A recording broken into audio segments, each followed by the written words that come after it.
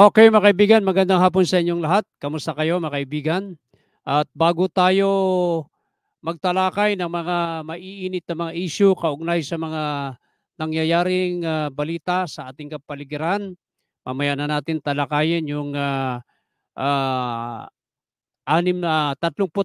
na espiya ng China. Itong 36 auxiliary ng Philippine Coast Guard ay ito'y masabi ng Kongreso ay ito ay malaki ang posibilidad na nakapag-gather ito ng mga intelligence report, pag-iispiya sa ating sandatahang lakas ng Pilipinas, lalo na sa ating gobyerno, mga kaibigan, dahil nakapasok ito sa Philippine Coast Guard bilang mga auxiliary, mga kababayan.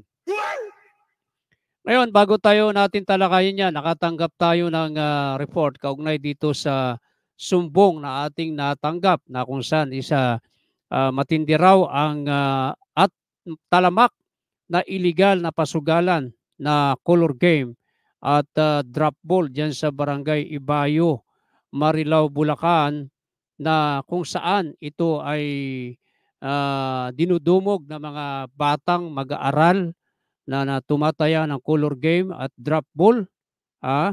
Hindi ba ito alam ni Mayor Henry Lutaw, yung illegal na pasugalan diyan, Mayor, sa likod ng SM Mall diyan sa Barangay Ibayo, Marilao, Bulacan. Mayor, itong mga constituent mo, karamihan sa mga naglalaro diyan ay mga bata.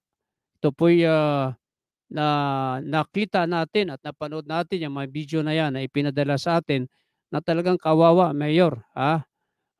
Itong mga kababayan mo na mga naglalaro ng drop ball at color game diyan sa peryahan, diyan sa Barangay Ibayo, Marilao, Bulacan.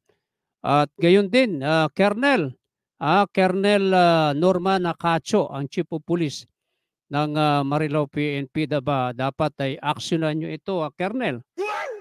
Alam naman natin na malaking perwisyo sa pamumuhay ng isang pamilya ng tahanan, yung illegal gambling, lalo na yung mga batang mag-aaral, nagsusugal at naglalaro ng color game at drop ball.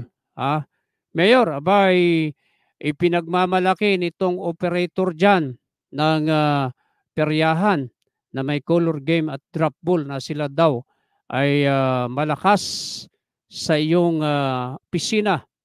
Totoo ba ito, Mayor, na ito Roy nagbigay ng napakalaking halaga para mabuksan yung kanyang peryahan na may color game diyan sa likod ng SM?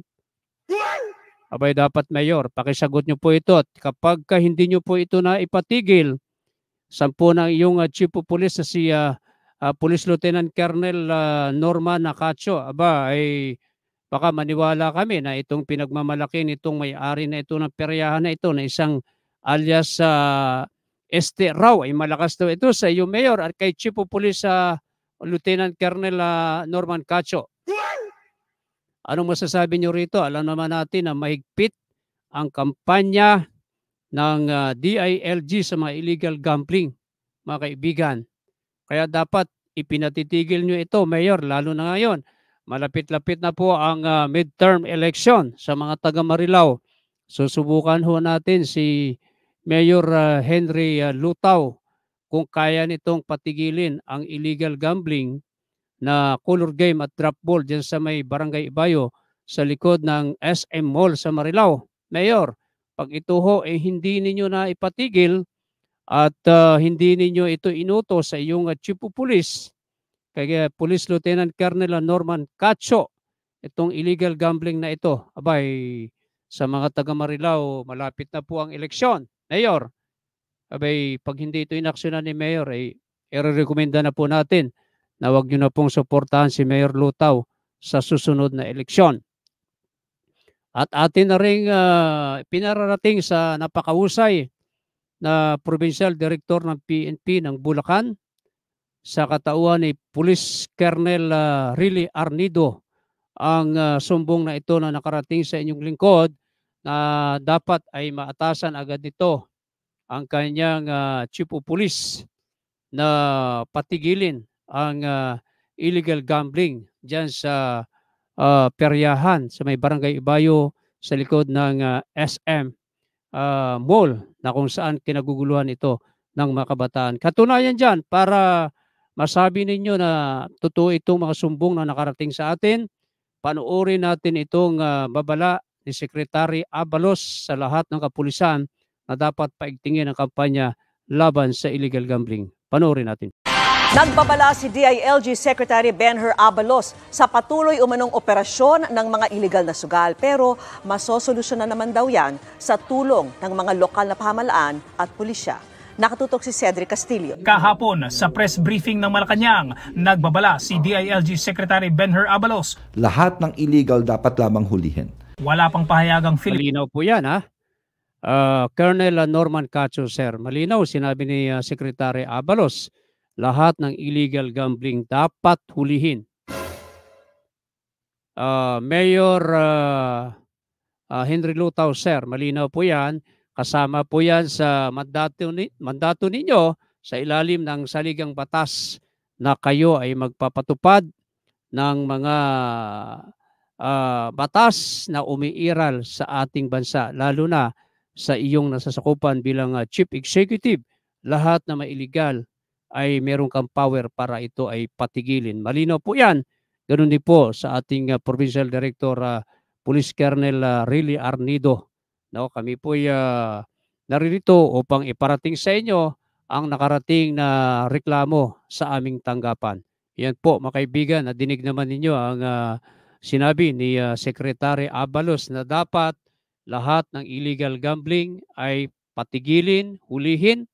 Malinaw naman po yan sa Presidential Decree 1602 na any kind, any form of illegal gambling, kapag ito ay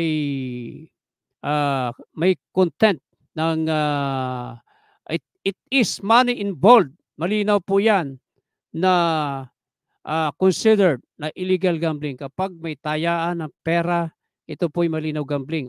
At lalo na pinalakas ng Republic Act 9287, no? Yung illegal gambling na yan, pinalakas yung mga penalty diyan, napakalaki ng piyansa diyan. Kaya dapat talagang walang mga dapat tumaya sa illegal gambling dahil pag nahuli kayo diyan, napakalaki po ng piyansa niyan. Ito, panoorin natin yung mga litrato at video. Mayor, ang Mayor Henry Lutaw, marami po sa mga constituent mo na tumataya, karamihan mga bata. Maawa po kayo, Mayor, sa mga bata. Patigilin po ninyo yung peryahan na yan sa likod ng SM dahil kung hindi, baka maghinala ang mga mamayan ng Marilao na kayo ay nakinabang. Utusan nyo po agad, Mayor, si Colonel Norman Cacho. Nandiyan po, batang-bata po yan. Kayang-kaya po yan ni Colonel Cacho. Panoorin natin.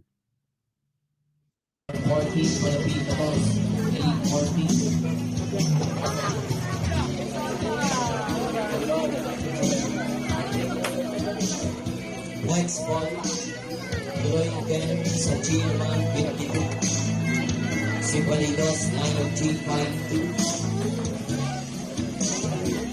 G52 si Balidos.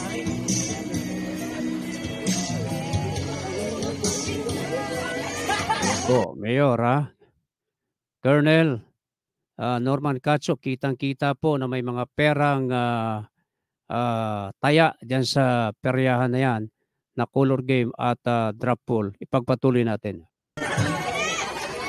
Number 1. Polisi Coffee number 1. Edson number 5.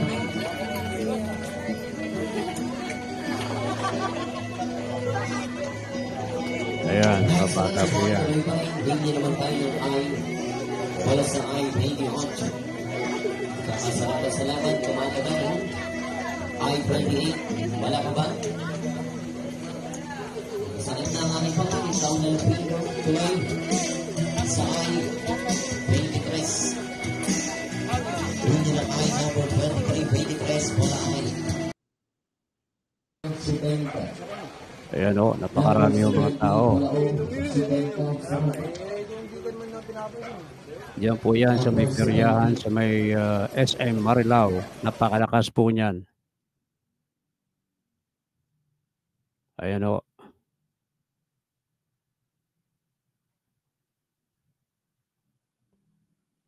Tuloy-tuloy po natin na yan yung mga litrato.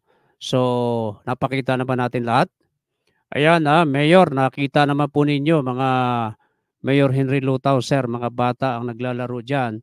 At ipatigil nyo po agad dyan. At kay Colonel Norma Nakacho, hulihin na po agad ninyo yan dahil yan po'y malinaw na illegal gambling. No? May mga tayaan po ng pera yan, Colonel. Pahuli nyo po agad dyan. At yan po'y ilalabas din po namin sa aming dyaryo, ang Latigo newspaper. Kaya inyo na pong aksyonan yan para nang sa ganun pag umaksyono kayo, pupurihin naman namin kayo. Malinaw po yan mga kaibigan, yung peryahan na yan na salot sa mga batang mag-aaral, sa mga pamilya. Kaya dapat po aksyonan yan. At speaking of illegal gambling, may nakarating din sa ating tanggapan na sumbong. Isa na namang nagngangalang alias Jong Ero. Ito daw po ay operator ng Bukis ng EC2. Alam ba yung EC2? Yan po yung dalawang numero sa PCSO na binubula. At meron din po yung palarong loteng. Yung loteng naman po ay 6 na numero po yan na binubula naman sa telebisyon. At yung loteng naman ni Jong Ero ay 11 ang numero na kanyang pinapataya. Ito daw po ay kumukubra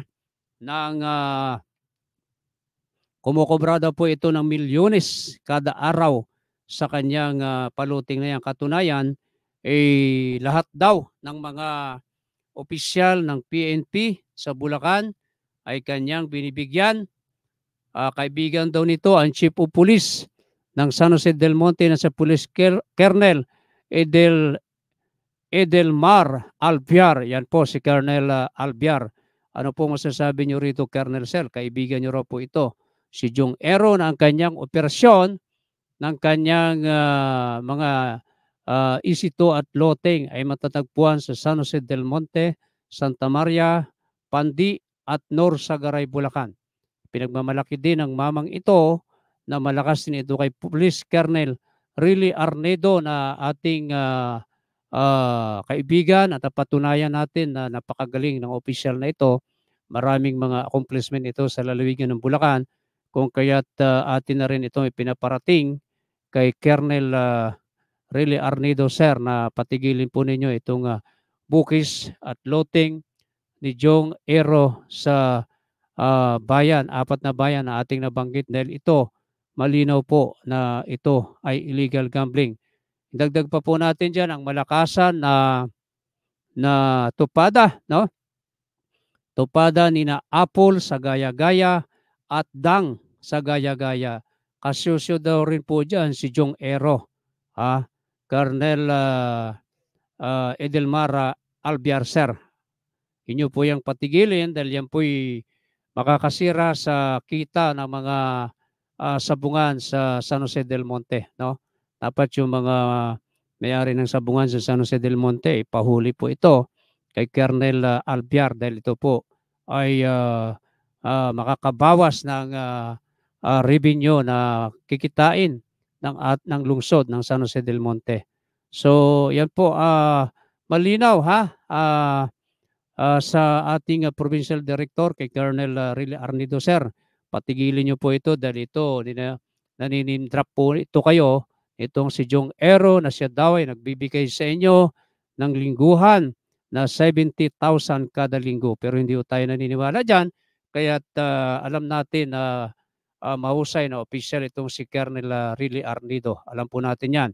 At kay Colonel Albiar, sir, ipinagmamalaki ni Jong Ero na magkaibigan daw kayo. Kaya patigilin niyo po ito ang kanyang illegal gambling. At sa iba pang bayan, dyan sa Angat, sa Panti, kay Mayor Roque, kaibigan po natin ito nung araw. Ito'y hindi pa politiko, kaibigan na natin to. Mayor Roque, sir, patigilin niyo po yung bukis ni Jong na yan. At hindi lang yan, marami pang iba. Ito, panoorin muna natin ang pahayag ni Senador Bongo. Nakatunayan, kung ayaw ng mayor, ayaw ng chief of police, ay walang illegal gambling. Panoorin natin. Ako po, sangayon po ako dyan. Hindi lang po sa pagpatay. Tama po yung one strike policy. Alam nyo, halimbawa sa isang lugar, sa isang syudad, sa isang probinsya, alam nyo kung ayaw ng pulis at ayaw ng mayor, ayaw ng executive, hindi talaga mangyayari yan. Ibig sabihin, Ang linaw po yan, mga kaibigan. Kung ayaw ng executive, ayaw ng chief of police, ay wala pong mangyayaring sugal. Kaya ito lahat naman ito ay sakop naman ito ng napakahusay na Provincial Director ng Bulacan na si Colonel Riley Arnido. Alam ko kayang-kaya niya itong kastiguhin at ikalabuso itong si Jong Ero na ito na nag-name drop ng mga opisyal ng PNP. Pag ito'y ipinarating pa natin kay General Jose Hidalgo Jr., ay baka kung saan pulutin itong si Jong Ero na ito. Kaya dito pa lamang sa napakahusay na Provincial Director ng PNP sa Bulacan, tsak, sarado itong illegal gambling sa Marilao at yung mga bukis na yan ni Jong Ero na yan. Malinaw po yan. Panoorin natin. lusot, maaring, halimbawa, sugal. Pag ayaw ni Chief of Police, ayaw ni Mayor, hindi talaga pwede yan. Pag ayaw ng Police, ayaw ng Mayor, itong mga illegal na activities na ito, hindi talaga pwede yan. So, nasa sa kanila na po yun, nasa otoridad yun kung gusto at ayaw nilang Malinaw po, sinasabi ni Senador Bongo, mga kababayan, at ni Secretary Benhur Abalos ng DILG na lahat ng illegal ay dapat hulihin. Kaya nga tayo nananawagan kay Police Colonel Riley Arnido, Sir, Idol, ipatigil na po ninyo yung pukis ni Jong Ero dahil naninindrop ang iyong opisina na siya daw ay nagbibigay sa tanggapan mo ng 70,000 kada linggo at 25,000 naman kay Colonel Edelmar Albiar. Hindi po tayo naniniwala dyan. Subalit kapag patuloy po ito nag-operate si Jong Ero at ang mga tupada ni Apple sa Barangay Gaya-Gaya at Dang pareho sa Gaya-Gaya, ay baka maghinala ang taong bayan na kayo ay pabaya at kinukonsinti nyo ang mga illegal gambling sa nabanggit na mga lugar. So yan lamang ang ating live sa hapong ito. Sana asahan natin ang aksyon na gagawin ni Colonel Albiar at ni Police Colonel Riley Arnido at gayon na rin kay Colonel Norman Cacho ng Marilao PNP. Ayan, andyan siya. Sir, patigil na po ninyo yan, yung color game at drop ball dyan sa Marilao, sa malikod ng SM. At gayon din kay Mayor. Mayor, sir, aksyonan na po ninyo ito bago po makaladkad ang inyong pangalan, lalo na malapit na ngayon ang midterm election. Maraming salamat. Asahan namin ang inyong gagawing aksyon. Ito ang inyong kalatigo, Kamario Batigas. Maraming salamat.